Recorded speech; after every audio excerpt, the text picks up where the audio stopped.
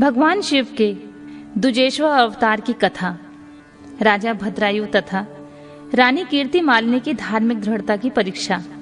तदनंतर वैश्यनाथ अवतार का वर्णन करके नंदीश्वर ने दुजेश्वर अवतार का प्रसंग चलाया। वे बोले, तात, पहले जिन नृपश्रेष्ठ भद्रायु का परिचय दिया गया था और जिन पर भगवान शिव ने ऋषभ रूप से अनुग्रह किया था, उन्हीं नरेश के धर्म की परीक्षा लेने के लिए वे भगवान फिर दुजेश्वर रूप में प्रकट हुए थे। वृषभ के प्रभाव से रणभूमि में शत्रुओं पर विजय पाकर शक्तिशाली राजकुमार भद्रायु जब राज्य सिंहासन पर आरूढ़ हुए, तब राजा चंद्रागद और रानी सीमंतिनी की बेटी सती साध्वी कीर्तिमालिनी के साथ उनका विवाह हुआ। किसी समय राजा भद्रायु ने अपनी धर्मपत्नी के साथ वसंत ऋतु में विहार करने के लिए एक गहन वन में प्रवेश किया। उनकी पत्नी शरणागत जनों का पालन करने वाली थी। राजा का भी ऐसा नियम था।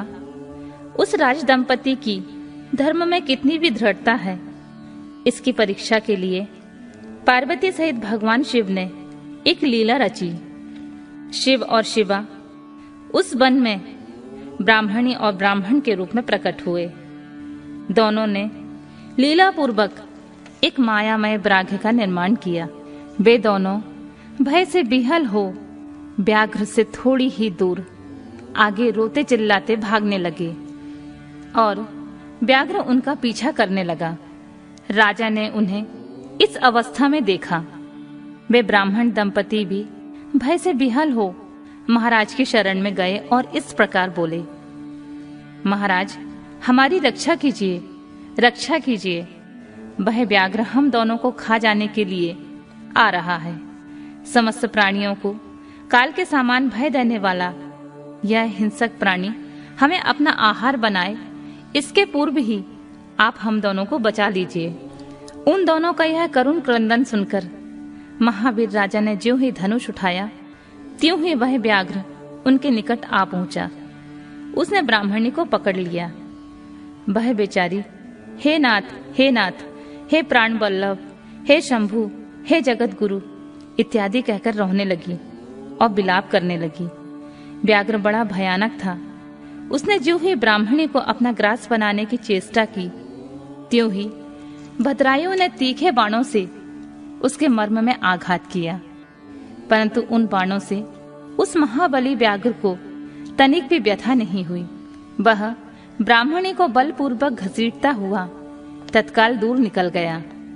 अपनी पत्नी को बाघ के पंजे में पड़ी देख ब्राह्मण को बड़ा दुख हुआ और वह बारंबार रोने लगा। देर तक रोकर उसने राजा भद्रायु से कहा, राजन, तुम्हारे वे बड़े बड़े अस्त्र कहाँ हैं? दुखियों की रक्षा करने वाला तुम्हारा विशाल धनुष कहाँ है? सुना था तुम में 12,000 बड़े बड़े हाथियों का बल है। वह क्या हुआ? तुम्हारे शंख, खड़ग तथा मंत्रास्त्र विद्या से क्या लाभ हुआ? दूसरों को छीन होने से बचाना क्षत्रिय का परम धर्म है। धर्मज्ञ राजा अपना धन और प्राण देकर भी शरण में आए हुए दीन दुखियों की रक्षा करते हैं। जो प्राणियों की प्राण रक्षा नहीं कर सकते, ऐसे लोगों के लिए तो जीने की अपेक्षा मर जाना ही अच्छा है। इस प्रकार ब्राह्मण का विलाप और उसके मुख से अपने पराक्रम की निंदा सुनकर राजा ने शोक से मन ही मन इस प्रकार विचार किया, अहो, आज भाग्य के उलट फेर से मेरा पराक्रम नष्ट हुआ है, मेरे धर्म का भी नाश हो गया है।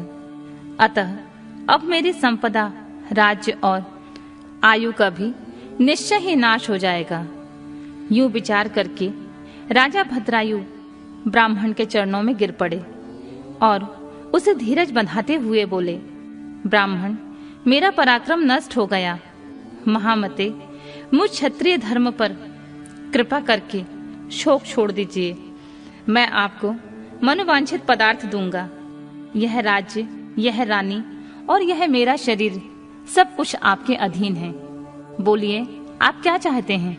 ब्राह्मण बोले, राजन, अंधे को दर्पण से क्या काम? जो भिक्षा मांगकर जीवन निर्वाह करता हो, वह बहुत से घर लेकर क्या करेगा? जो मूर्ख है उसे पुस्तक से क्या काम? और जिसके पास स्त्री नहीं है वह धन लेकर क्या करेगा? मेरी पत्नी चली गई, मैंने कभी काम का सुख उपभोग नहीं किया, अतः काम भोग के लिए अपनी इस रानी को मुझे दे दीजिए। राजा ने कहा, ब्राह्मण, क्या यही तुम्हारा धर्म है? क्या तुम्हें गुरु ने यही उपदेश किया है? क्या तुम नहीं जानते कि पराई स्त्री का स्पर्श स्वर्ग एवं सूर्ययश की हानि करने वाला है? पर स्त्री के उपभोग से जो पाप कमाया जाता है उसे सैकड़ों प्रायश्चितों द्वारा भी नहीं धोया जा सकता। ब्राह्मण बोले, राजन, मैं अपनी तपस्या से भयंकर ब्रह्म हत्या तथा मदिरापान जैसे पाप का नाश कर डालूंगा। फिर पर स्त्री संगम किस गिनती में है? अतः आप अपनी इस भार्या को मुझे अवश्य दे दीजिए, अन्यथा आप निश्चय ही नरक में पड़ेंगे। ब्राह्मण की इस बात पर राजा ने मन ही मन विचार किया कि ब्राह्मण के प्राणों की रक्षा न करने से महापाप होगा, अतः इससे बचने के लिए पत्नी को दे डालना ही श्रेष्ठ है। इस श्रेष्ठ ब्राह्मण ने अपनी पत्नी को देखकर, मैं पाप से मुक्त हूं, शीघ्र ही अग्नि में प्रवेश कर जाऊंगा, मन ही मन ऐसा निश्चय करके राजा ने आग जलाई और ब्राह्मण को बुलाकर उसे अपनी पत्नी दे दी। तत्पश्चात स्नान करके पवित्र हो देवताओं को प्रणाम करके उन्होंने अग्नि की 2 बार परिक्रमा की और एकाग्रचित होकर भगवान शिव का ध्यान किया। इस प्रकार राजा को अग्नि में गिरने के लिए उद्यत देख जगतपति भगवान विश्वनाथ सहसा वहां प्रकट हो गए। उनके 5 मुख थे, मस्तक पर चंद्रकला आभूषण का काम दे रही थी, सब कुछ पीले रंग की जटा में लटकी हुई थी। वे कोटि कोटि सूर्यों के समान तेजस्वी थे। हाथों में त्रिशूल, खड़ग बांग, कुठार, ढाल, भृग, अभय, बरद और पिनाक धारण किए हुए बैल की पीठ पर बैठे हुए भगवान नीलकंठ को राजा ने अपने सामने प्रत्यक्ष देखा। उनके दर्शन जनित आनंद से मुक्त हो राजा भद्रायु ने हाथ जोड़कर उनका स्तवन किया। राजा ने स्तुति करने पर पार्वती के साथ प्रसन्न हुए महेश्वर ने कहा, राजन, तुमने किसी अन्य का चिंतन न करके जो सदा सदा मेरा पूजन किया है, तुम्हारी इस भक्ति के कारण तुम्हारे द्वारा की हुई इस पवित्र स्तुति को सुनकर मैं बड़ा प्रसन्न हुआ हूँ। तुम्हारे भक्ति भाव की परीक्षा के लिए मैं स्वयं ब्राह्मण बनकर आया था, जिसे व्याघ्र ने ग्रस लिया था। वह ब्राह्मणी और कोई नहीं, ये गिरजा नंदिनी उमा देवी ही थी। तुम्हारे बाण मारने से ही शरीर में चोट नहीं पहुंची, यह व्याघ्र माया निर्मित था। तुम्हारे धैर्य को देखने के लिए ही मैंने तुम्हारी पत्नी को मांगा था। इस कीर्ति मालिनी की और तुम्हारी भक्ति से मैं संतुष्ट हूँ। तुम कोई दुर्लभ वर मांगो, मैं उसे अवश्य दूंगा।